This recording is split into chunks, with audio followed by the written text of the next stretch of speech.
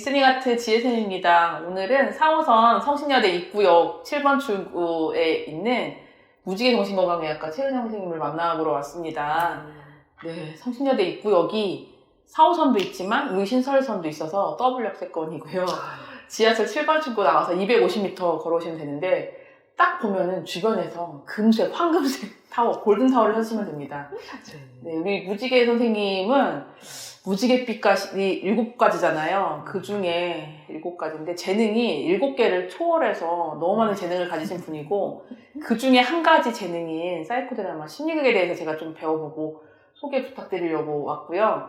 네, 같이 계신 선생님들인데 좀 이따 소개를 좀 부탁드려볼게요. 그리고 이 심리학 말고도 많은 재능을 갖고 계셔서 소개를 한번 설명도 좀 부탁드려볼게요. 최은영 선생님 먼저 소개 부탁드립니다. 네, 안녕하세요. 네, 무지개 원장 최은영입니다. 제가 어렸을 때 저는 무협지를 많이 읽었어요. 혹시 아시는가 모르겠는데 그 뭐 영문 김용 소설들을 아시나요? 아니요, 중학교 때 저는 저랑 무협지를 안 세대가 하라는 공부는 안 하고 열심히 무협지를 읽었는데요. 근데 무협지에 보면은 이제 강호의 고수들이 많잖아요. 그렇죠. 강호의 고수들은 항상 이렇게 초식이 여러 가지예요. 근데 이제 이 고수는 이 초식을 쓰고 저 고수는 이 초식을 쓰잖아요. 그렇죠. 항상 저는 초식이 한 여러 개 있으면 좋겠다. 항상 그런 생각을 하면서 나도 언젠가는 강호의 고수가 되어야지 이러면서 꿈을 키워왔는데요. 근데 드디어 제가 강호에 나오게 전까지 이제 여러 가지 저도 나름대로 초식이 좀 많아야 되겠다. 그래서 초식이 많아서 이 내담자가 오면 이 초식으로 좀 해보고 저 내담자가 오면 이 초식으로 좀 해봐야지 이런 마음으로 좀 이거저거 많이 공부를 했어요. 그래서 이제 정신과 의사로서 사실 가장 기본이라고 할 수 있는 이제 분석 공부도 오래 했고 이제 그러다 잘 하진 않지만 어쨌든 오래 했습니다. 오래 하고 그리고 또 분석이 가지고 있는 여러 가지 제한점들이 또 있을 수 있어서 그래서 제가 이제 뭐 최면도 공부하고 그리고 부부치료에도 관심이 많아서 부부치료도 좀 오랫동안 공부를 했었고요. 그리고 청소년 문제에도 좀 관심이 있었는데 청소년 문제를 또 열심히 하시는 그 김현 선생님이 계세요. 김현수 선생님. 네, 김현수 선생님하고 같이 청소년 법 정신의학 연구를 하면서 또 이제 그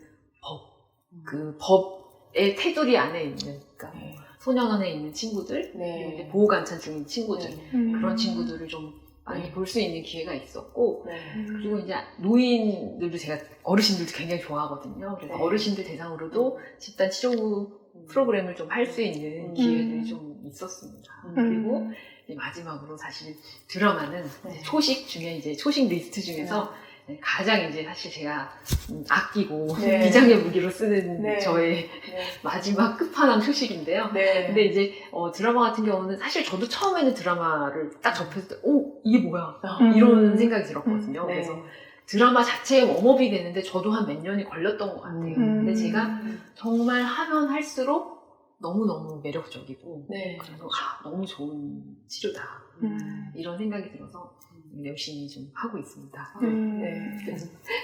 오늘 같이 초대한 우리 최지혜 선생님에 대해서도 선생님 소개 부탁드려요. 안녕하세요. 네, 안녕하세요. 저는 지금 같은 마음 정신건강의학과에서 일하고 있는 최지혜라고 합니다. 저는 최은영 선생님하고 같이 저희 2014년도부터 사이코 드라마 공부했고요. 지금도 같이 공부하고 있습니다. 최은영 선생님 같이 공부하면서 제가 느낀 거는 너무나 다정하고 또 세심하고 또 굉장히 진정성이 있는 그런 치료를 하시는 분이라고 제가 알고 있어요. 그래서 이렇게 개업하시게 된 거 너무 축하드리고 아마 오시면은 아실 거예요.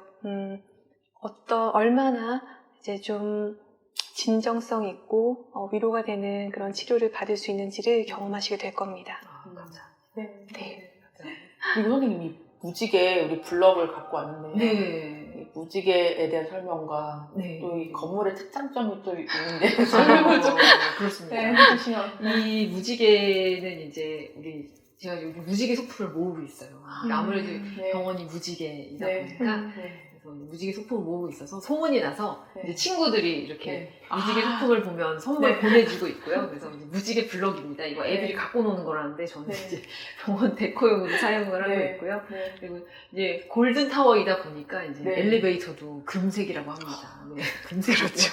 혹시 찍어서 보여드리겠어요? 네. 그렇다고 이제 금 도금을 한 건 아니니까 긁어가셔도 아무 소용은 없으시고요. 네. 근데 또 굉장히 촌스러울 수 있는 외관에 비해서 또 들어오시면 굉장히 이제 좋은 향기와 네, 클래식 음악 들으시면서 이렇게 또 제가 맛있는 차나 사탕도 구비를 해놨거든요. 네. 그래서 뭐 원장한테 얘기하시면은 맛있는 간식도 드리니까 네. 언제라도 편하게 찾아오셔서 네. 간식 내놓으라고 하셔도 됩니다. 네. 사이코 드라마 심리극에 대해서 한번 설명을 좀 시작을 해주십시오.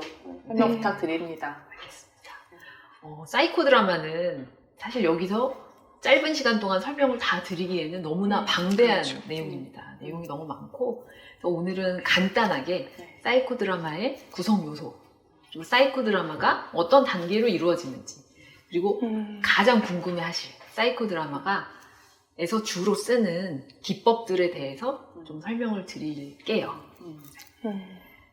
첫 번째로 사이코 드라마의 역사에 대해서 좀 말씀을 드릴 필요가 있는데요. 네. 사이코 드라마는 제이콥 모레노라는 정신과 의사에 의해서 만들어졌습니다. 이분은 이제 유대계 헝가리인이고요. 네. 그래서 이분이 1900년도 초반에 빈에서 의과대학을 다녔어요. 그래서 이제 그때 이분은 주변의 사회 현상이라든지 빈민촌의 창녀라든지 그다음에 빈민촌의 아이들 그리고 주변의 사회 현상에 대해서 굉장히 관심이 많으셨다고 해요. 그래서 이분이 주변 사람들을 이렇게 보고 그리고 본인 스스로가 그런 사회에 대한 부분에 관심이 많다 보니까 이제 사람들을 모아서 조금씩 극을 했다고 해요. 그래서 처음 초기에는 이제 어떤 신문 기사를 가지고 신문 기사에 있는 내용을 가지고 실제로 한번 시연을 해본다든지 이런 식으로 시행이 되었었다고 해요. 근데 그 모레노가 이제 나중에 미국으로 가서 거기서 이제 정말로 이 사이코 드라마를 본격적으로 이제 연구를 하고 또 발전을 시켰죠. 네. 그래서 사이코 드라마라는 학회도 만들고 많은 사람들이 사이코 드라마에 이제 참여하고 관심 가지고 그렇게 확장돼서 사실 지금은 전 세계에서 이 사이코 드라마가 시연이 되고 있고 많은 사람들이 이제 도움을 받고 있죠. 그렇죠. 사이코 드라마는 크게 네. 구성 요소가 5가지가 있는데요. 네. 일단 사이코 드라마를 하려면 무대라는 공간이 필요하죠. 네. 무대라는 공간이 필요하고 이 무대라는 공간에서 극을 진행할 디렉터가 필요합니다. 네. 소위 말하는 감독 같은 네. 사람인데요. 네. 이 사람이 모든 극의 진행을 주관하는 사람입니다. 네. 그리고 세 번째 요소로 주인공이 필요하죠. 주인공은 사실 관객 중 네. 거기에 있는 구성원 중에서 누구라도 될 수 있어요. 네. 누구라도 될 수 있습니다. 그리고 그 주인공의 이야기가 바로 네. 그 사이코 드라마의 줄거리가 되는 거거든요. 네. 그리고 네 번째로 주인공을 보조할 수 있는 보조자가 네. 필요하고요. 이 보조자도 역시 마찬가지로 관객들 중에서 누구라도 나올 수 있습니다. 그리고 마지막으로 사이코 드라마는 본질적으로 집단 치료예요. 집단 치료이고 집단의 힘을 이용하기 때문에 집단, 바로 관객. 네. 관객이 5번째 요소가 되겠습니다. 네. 저는 집단 치료라는 게 굉장히 중요하다는 생각이 좀 들어요. 저희가 이제 진료실에서는 기본적으로 1대1 치료밖에 될 수가 없잖아요. 네. 근데 이제 이렇게 그룹이 함께 모였을 때 네. 서로 사실 주인공이 가장 중요한 이야기를 이렇게 풀어나가지만 사실 주인공의 얘기가 저희 얘기거든요. 예를 들면 그 주인공이 엄마와의 갈등이 있었다. 그럼 사실 저희도 다 엄마와의 갈등이 있잖아요. 네. 그러면서 이제 저희가 이렇게 공명하는 무언가를 느끼고 그 다음에 그 주인공의 이야기에서 보조자로 참여를 하면서 자신의 이야기가 사실 좀 거기에 이렇게 풀어나가지면서 뭔가를 느껴가는 것이 그 주인공만 얻어가는 것이 아니라 그 옆에 있는 모든 사람들이 뭔가 공명되는 것으로 인해서 그런 치유적인 무언가를 느껴간다는 것 사실 그게 굉장히 큰 것 같고요. 저는 이제 궁금한 게 그럼 디렉터님도 얻어가시는 거가 있는 건지. 그런 어떤 그 주인공의 변화, 그다음에 네. 주변 사람들이 어떤 변화를 보는 것 자체가 네. 디렉터한테도 성장이 되는 어떤 네. 기회가 되는 것 같아요. 네. 일종의 약간 네. 마술적인 현상 같아요, 정말. 그 마법이 극 하나가. 일어나는. 그렇죠. 아, 극 하나가 이루어지고 네. 주인공이 변화되는 거, 그리고 그 주인공에 의해서 관객들이 변화되는 모습. 이런 걸 보는 것 자체가 너무나 마법 같은 순간으로 느껴지거든요. 그리고 그게 딱 끝나서 이제 나중에 나누기를 할 때 네. 사람들이 그 얼굴 표정, 주인공의 네. 표정이나 느낌, 기운이 바뀌거든요. 네. 근데 그런 걸 볼 때 디렉터도 굉장한 보람을 좀 느끼고 기쁠 것 같아요. 그렇죠. 기쁨을 그렇죠. 느낄 것 같아요. 맞아요, 그렇죠. 맞아요. 그렇습니다. 그 이렇게 저희가 대부분은 한국에서 하는 대부분의 이 사이코 네. 드라마는 거의 1회기거든요. 네. 근데 이제- 일회성이죠. 그쵸. 네. 근데 가끔은 이렇게 온고잉이 되는 그룹이 네. 있는데 네. 이제 그런 그룹에서 이렇게 사람들이 이렇게 변화해 나가는 모습을 보는 게 디렉터한테는 그거 굉장히 좀 어떤 큰 보람과 네. 그 다음에 그런 어떤 감동을 주는 것 같아요. 아. 이렇게 성장하는 거 보는 기쁨 있잖아요. 그쵸. 행복. 맞습니다. 그런 것들을 맞습니다. 네. 경험할 수 있는 것 같아요. 네. 그 선생님이 공부하시는 정신치료가 네. 자식 하나를 길러내는 과정이면은 그렇죠. 그 진행하는 음. 극을 바라보면은 여러 자식을 한꺼번에 키우는 그럼요. 왠지 그런 느낌 아닐까 하는 생각이 드네요. 그러게요. 그럼요. 예.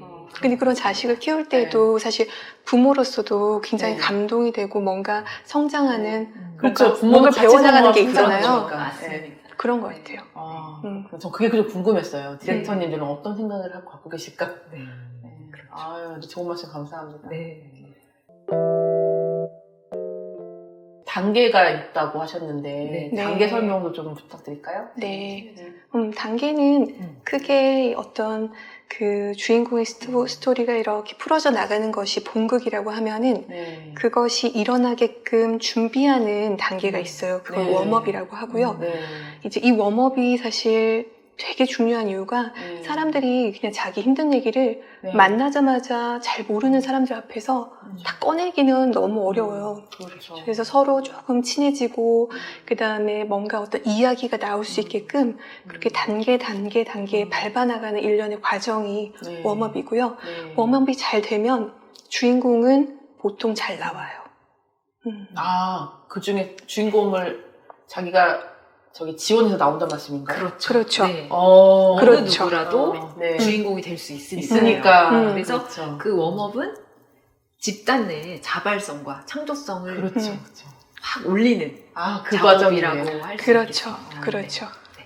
그렇게 해서 웜업이 잘 이루어지면 이제 주인공이 이제 그날의 주인공이 나오는 거고요. 네. 그럼 그 주인공이 자신의 이야기를 쫙 풀어가고 네. 이제 마지막 이제 끝이 있겠죠. 네. 그렇게 하고 나면 이제 그 다음에는 네. 주인공은 이제 잠시 이제 원래 본인의 자리, 네. 그룹 1으로 돌아오고요. 네. 나머지 사람들이 이제 그 네. 주인공의 이야기를 보면서 다들 같이 이렇게 느끼고 네. 공명했던 자신의 이야기가 있거든요. 네. 예를 들어서 엄마와의 어떤 갈등에 대해서 주인공이 얘기했다. 그러면은 나의 엄마와의 스토리가 있잖아요. 네. 그런 것에 대해서 이제 나누는 시간이 이제 일어나죠. 그러면은 이야기가 처음에는 이제 주인공의 이야기로 시작했는데 결국은 그룹 전체의 이야기로 이제 발전을 하는 거죠. 네. 대신에 이제 이때 굉장히 중요한 것은 네. 조언하지 않을 것, 비판하지 않을 것. 누가 왜냐면 누구를요? 그 그룹 원들이 서로를. 주인공을 아. 주인공한테 네. 그때 이런 말 하셔야 됐었는데 아, 그런 말 안 이러면 할 거. 좋았으셨을 네. 텐데 이렇게 네. 했으면 아마 네. 만약에 달라지지 않았을까요? 이렇게 제안을 네. 하는 거는 네. 사실 좀 되게 아픈 이야기가 될 수 있기 때문에 네. 그건 절대 안 된다. 그렇죠. 네. 그 디렉터가 잘 그것들을 가이드를 해주시면 네. 이제 그 나눔의 장이 네. 굉장히 진솔한 이야기로 이렇게 어떻게 보면 채워지고 사실 거기에서 또 많은 치유의 어떤 과정이 일어나는 것 같아요. 그럼요. 음. 그러니까 특히 나누기는 네. 나누기 할 때 제일 중요한 것은 네. 아까 최재현 선생님도 얘기해 주셨지만 조언하지 말 것. 네. 그리고 보통 나의 경험을 나누는 것이 나의 음. 메시지로 하게 되고 네. 그래서 저는 이랬어요. 나는 그걸 보면서 나의 이런 경험이 떠올랐어요. 그래서 같이 정말 나누는 거, 쉐어링을 하는 거고요. 맞아요. 그걸 통해서 주인공이 나도 혼자가 아니고 그렇죠. 누구나 이런 것들을 겪고 있고 음. 그리고 이런 집단의 힘을 받음으로 인해서 정말 그 공기가 달라지거든요. 그렇구나. 그렇죠. 치유는 각자의 몫이다. 어. 그러네요. 조언이나 이런 거 하지 말고 그냥 그렇죠. 자기 경험만 얘기하니까. 하지만 그 자리에 같이 있어주고 네. 그리고 그 경험을 당신만의 것이 아니고 나도 그런 게 있었다. 그렇죠. 라는 그 같이 있음, 네. 같이 머물러줌 이런 것들이 굉장히 주인공한테 큰 도움이 돼요. 그러네요. 네. 저는 그 과정이 약간 마음으로 이렇게 손을 잡는 거하고 되게 비슷한 것 같아요. 네. 그러네요. 그러네요. 네. 나도 그런 적 있어. 네. 너 이상한 거 아니야. 네. 그렇게 생각할 필요 없어. 그렇게 말해주는 거잖아요. 네. 그래서 자기를 이렇게 오픈할 수 있는 굉장히 진정성을 이렇게 내보일 수 있는 순간인 것 같아요.